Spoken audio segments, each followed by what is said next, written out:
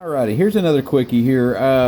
The brickwork and everything I do, it's very easy. The way I do it is I will mark my brick with a steel ruler, metal ruler, drafting ruler. It's real thin with a cork on the back. But what I do is I will imprint the foam, and I usually just eyeball this. You guys can measure it out, but I will just imprint the foam all the way down, and that will mark where I'm going to cut my brick lines. And again, there's several different ways to do this. This is just the way I do it. I will take my small expandable knife, and usually I choke up on it. I like better control of it because the blade is wobbly, so I'll choke up on it. Some people will all the way down, but I like the blade out. It gives me a better control.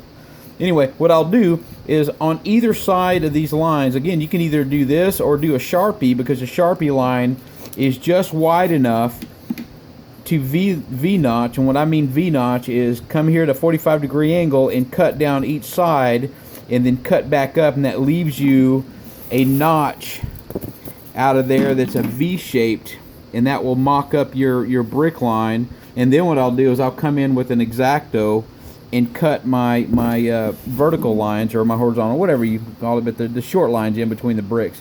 And then what I'll do is I will round off the brick, and chip out some corners. And to achieve the uneven brick, just go in there sideways and slice down. And then don't forget to V-notch it back out when you slice down, because when you slice further down, the V gets more shallow.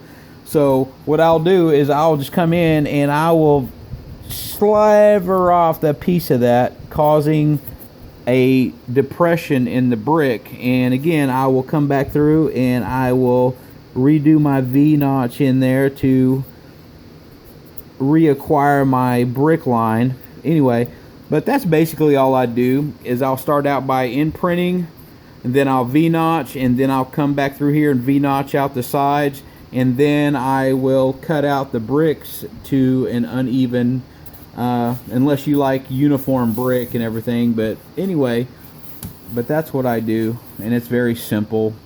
Anyway, but and it works on almost every scale of brick, from 1/35 scale to 1/16 scale to 1/6 scale. So anyway, but that's what I do there. So enjoy.